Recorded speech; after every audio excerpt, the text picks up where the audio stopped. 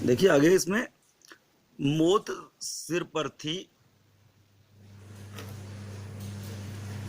इसलिए उन्हें याद नहीं रहा कि अब घर कहाँ है। घर वाले कराची में हैं और घर कस्टोडियन में कस्टोडियन का हो चुका है।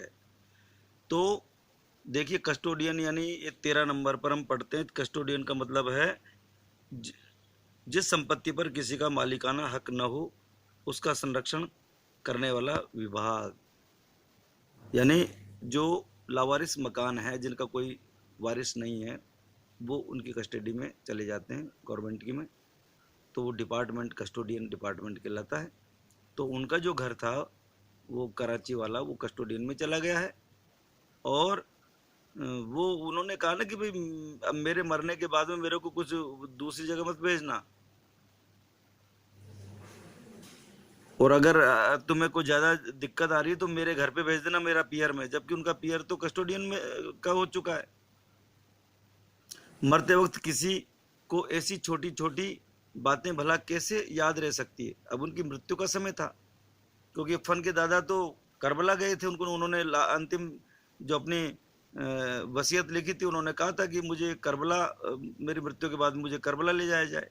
लेकिन इरफान की दादी ने नहीं कहा कि मुझे दूसरी जगह करबला ले जाया जाए, क्योंकि करबला विदेश में है। उन्होंने कहा कि मेरी लाश तो यहीं रहेगी, और अगर तुम ऐसा नहीं कर सको तो मेरे पियर भेज देना, क्योंकि जमींदार की बेटी थी, वहाँ सब उनके सब थे।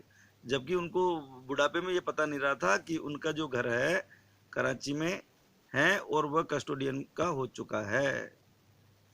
उस वक्त तो मनुष्य अपने सबसे ज्यादा खूबसूरत सपने देखता है। तो ऊपर बताया कि मरते वक्त किसी को छोटी छोटी बातें याद कैसे रह सकती है, यानी नहीं रह सकती है। और उस वक्त तो मनुष्य छोटी बातें याद नहीं रहती, बल्कि वो खूबसूरत सपने देखता है मरने से पहले। पर ये बात, जो खूबसूरत सपने देखता है, ये तो उसको पता है जो मरने वाला है कि देखता है कि नहीं देखता। वो किसी से कह के थोड़ी जाता कि मैं खूबसूरत सपने देख रहा हूँ। तो यहाँ पर ये ब्रैकेट में लिखा है कोष्टक में, ये कथाकार का ख्याल है, क्योंकि वह अभी तक मरा नहीं है। क्योंकि ये कथाकार का खुद का ख्याल है और वो अभी जिंदा नहीं है। जिंदा है, मरा नहीं है,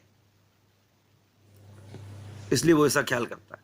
इरफान की दादी को भी अपना घर याद आया, और उस घर का नाम कच्ची हवेली था। कच्ची हवेली कच्ची इसलिए कि वो मिट्टी की बनी थी। मिट्टी के जो घरों को कच्चा घर कहते हैं, तो मिट्टी से बनी हवेली को कच्ची हवेली बोलेंगे। उन्हें दशहरी आम जो है का वह बीजू पेड़ याद आया जो उन्होंने अपने हाथ से लगाया था।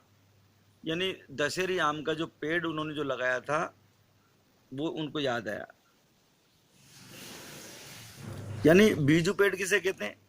बीज से जो उगाया जाए उसके बीजू पेड़ कहते हैं, और जिसका जो कलम से उगाया जाए उसको कलमी पेड़ कहते हैं। ठीक है ना?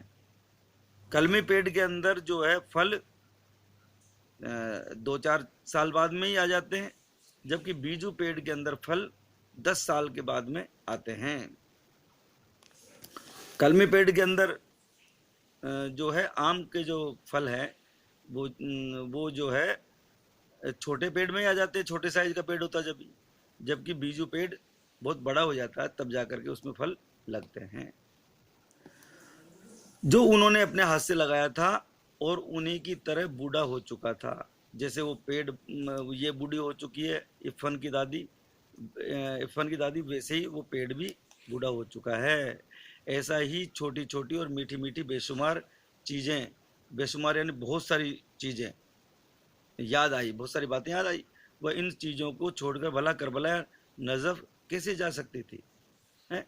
करबला और नजफ में क्या है? ये बातें थोड़ी वहां पर जो उनकी यादों से जुड़ी हुई है। इसलिए उन्होंने ये नहीं कहा कि मैं वहां पर जाऊंगी। वो और वह बनारस के फातमैन में दफन की गई।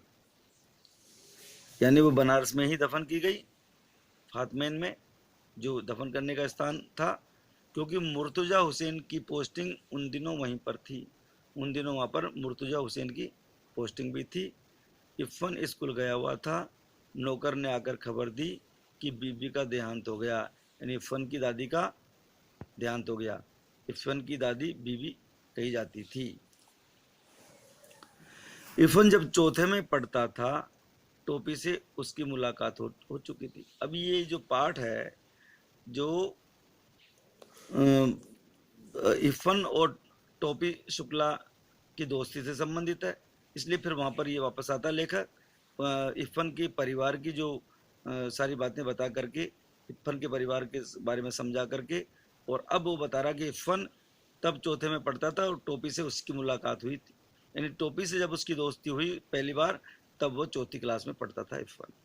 इरफान को अपनी दादी से बड़ा प्यार था। प्यार तो उसे अपने अब्बू, अपनी अम्मी और अपनी बाजी बाजी कहते हैं बड़ी बहन को, और छोटी बहन नुज़हत से भी था।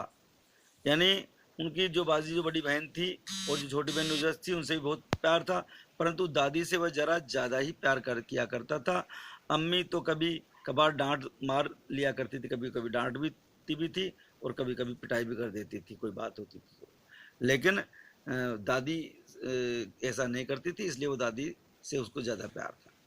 नुज़हत को जब मौका मिलता उसकी कॉपियों पर तस्वीरें बनाने लगती थी। उसकी बहन जो छोटी थी उसको जब भी मौका मिलता वो उसकी कॉपी लेकर के और उन पर जो कुछ भी तस्वीर बनाने लगती। बस एक दादी थी जिन्होंने कभी उसका दिल नहीं दुखाया। वह रात को भी उसे बहराम डाकू, अनार परी, 12 बुर्ज, अमीर हमजा, गुलबकावली, हातिमिताई, पंचफुल्ला, रानी की कहानी सुनाया करती थी। यानी दादी उसे रोज कहानी सुनाती थी, और कहानी सुनाना बच्चों को बहुत अच्छा लगता है, इसलिए वो दादी से ज्यादा प्यार करता था, क्योंकि दादी उसे प्यारी प्यारी कहानी सुनाती थी, उसे बहुत प्यार करती थी। सोता है संसार, जागता है पाक। पाक का मतलब है पवित्र। सोता है संसार, जागता है पाक परवरदिगार। यानी बंदा जो है, कहते हैं कि खुदा तो जागता है और बंदा सोता है। सारा संसार सोता है लेकिन भगवान हमेशा जगा रहता है, वो कभी नहीं सोता, और वो सबकी सांसों के साथ बसा हुआ है। हम सो जाते हैं तो हमारी सांसें चलती हो, हमारे अंदर ईश्वर सांस लेता है। तो परवरदिगार जो है वो जागता है। आंखों की देखी नहीं कहती, कानों की सुनी कहती हूँ कि एक मुल्क में एक बादशाह रहा। वो कहती है कि मैं आंखों की देखी नहीं कहती, मैंने तो जो कानों से सुनी है, जो बात सुनी सुनाई है, वो बता रही हूँ कि एक मुल्क में एक बादशाह था। मुल्क यानी एक देश में एक राजा था, ऐसा वो बताती।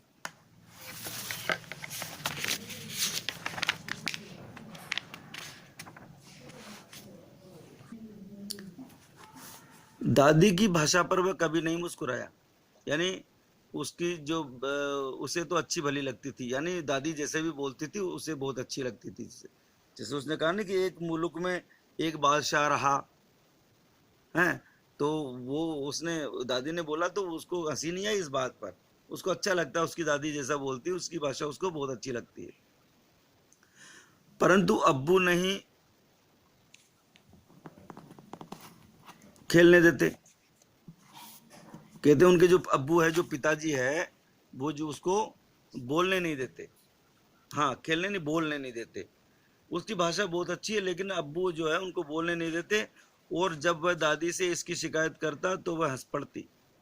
ए मोरा का है बेटा, अनपढ़ गंवारन की बोली को काहे को बोले लगियो, तू अपने अब्बा ही की बोली बोलो। बात खत्म हो जाती और कहानी शुरू हो जाती। यानी वो दादी की तरह वो इरफान भी जो है ना बोलने की कोशिश करता था कभी कभी, तो उसके जो अब्बू है, उसके जो पिताजी है, उनको अच्छी नहीं लगती, तो दादी से शिकायत करता तो दादी हंस पड़ती कि भाई मेरी बोली तू क्यों बोल रहा है, मेरी बोली तो गंवारों की बोली, अनपढ़ों की बोली है, तू क्यों बोलता है, तू तो वही बोली बोल जो तेरे पिताजी बोलते हैं या तेरे पिताजी को अच्छी लगती है। तो बात में खत्म हो जाती है और कहानी शुरू हो जाती है। तब बादशाह, तो उन्होंने कहा कि एक मुल्क में एक बादशाह रहा, एक बादशाह था। तब बादशाह का कि हिंस की तुरंत एक ठो हिरन मार लिवा, वाह। तो बादशाह कहीं से एक तुरंत एक जो है हिरन को मार करके लाया, है ना। यही टोपी यही बोली टोपी के दिल में उतर गई थी। मतलब टोपी भी है ना, जो इरफान की दादी से जब ये कहानी सुनता था इस प्रकार की, तो उनको वो बोली अच्छी लगती थी, उसके दिल में उतर गई थी। इरफान की दादी उसे अपनी माँ की पार्टी की दिखाई दी। इरफान की दादी उसे अपनी माँ की पार्टी की दिखाई दी। अपनी दादी से तो उसे नफरत थी, नफरत। जाने कैसी भाषा बोलती थी। इरफान के अब्बू और उसकी भाषा एक थी। तो यह कहने का मतलब यह है लेखक का कि यह बोली टोपी के दिल में उतर गई। जो इरफान की दादी बोलती थी वो उसको उसके दिल में बैठ गई, उसको अच्छी लगी। क्यों? कि उसकी जो माँ थी, टोपी की जो माँ थी, टोपी शुक्ला की जो माँ थी, वो भी ऐसी ही थी। इसलिए टोपी की टोपी को अपनी माँ की तरह ये जो है इरफान की दादी नजर आई, और उसकी बोली भी ऐसी उसको बोली भी उसे वैसी ही लगी। और टोपी को तो अपनी दादी से नफरत थी, जाने कैसी भाषा बोलती थी वो। इरफान के अब्बू और उसकी भाषा एक थी। जो इरफान के अब्बू थे, पिताजी, और उनकी जो दादी थी, उसकी जो टोपी शुक्ला की दादी, उनकी बोली एक सी थी। तो उसको कैसा लगा? अपनी दादी की तरह, तो इरफान की दादी की तरह तो उसे अपनी माँ लगी, और इरफान के अब्बू की तरह उसे अपनी दादी लगी, एक जैसे लगे वो। तो उसे दादी जो है, इरफान की दादी की बोली उसे अच्छी लगती थी। जब इरफान के घर जाता तो उसकी दादी ही के पास बैठने की कोशिश करता, क्योंकि वो उसकी बोली अच्छी लगती थी उसे, और उसकी माँ की तरह लगती थी वो।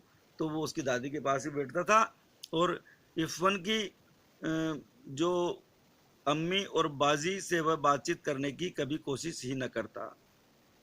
इरफान की जो मम्मी है और उसकी जो बाजी है,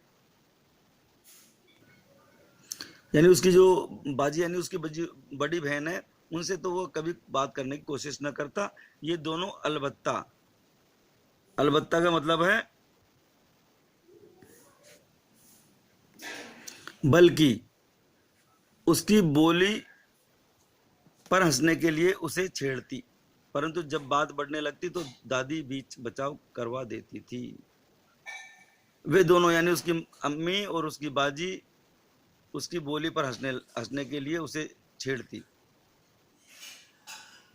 टोपी को।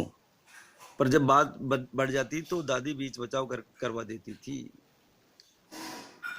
ते काहे का जाथे उन सबन के पास, मुंह पिटावे को झाड़ू मारे, चल इधर आ। यानी तू उधर क्यों जाता है उन सबके पास में, मुंह पिटाने के लिए, झाड़ू मार उनको, इधर इधर आ, मेरे पास आ। वह डांट कर कहती, परंतु हर शब्द शक्कर का खिलौना बन जाता। उसकी डांट भी जो है उसमें भी एक मिठास था।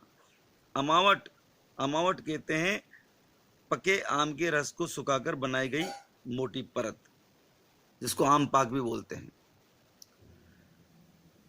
शब्द का खिलौना बन जाता, आम पाक बन जाता, अमावट बन जाता, मिठास है, तिलवा बन जाता। तिलवा यानी तिल का लड्डू बनता है, या तिल के जो व्यंजन बनते, गजक बनती है, वो बन जाता।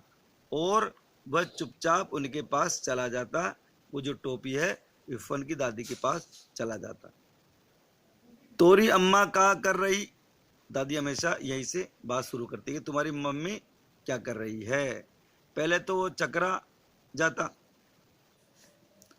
कि यह अम्मा क्या होता है, क्योंकि वो ऐसे नहीं पूछती कि तुम्हारी मम्मी क्या कर रही, तुम्हारी अम्मा क्या कर रही है, क्योंकि वो मुस्लिम है तो उनके उसमें अम्मा अम्मी ऐसे बोला जाता है, और हिंदू समाज में मम्मी ऐसा बोला जाता है। तो अम्मा क्या होता है? फिर वह समझ गया कि माताजी को कहते हैं। यह शब्द उसे अच्छा लगा, अम्मा। वह इस शब्द को गुड़ की डली की तरह चुबलाता रहा। यानी जैसे गुड़ को हम मुंह में लेकर के, या किसी गोली को, जो मीठी गोली होती है उसको गुड़ में लेकर के जैसे हम उसको चूसते रहते हैं, ऐसे ही वो भी उस अम्मा जो शब्द है उसको अपने अंदर वो घुमाता रहता। अम्मा, अब्बू, बाजी, ये शब्द। फिर एक दिन गजब हो गया। डॉक्टर भृगु नारायण शुक्ला नीले तेल वाले के घर में भी 20वीं सदी प्रवेश कर चुकी थी। खाना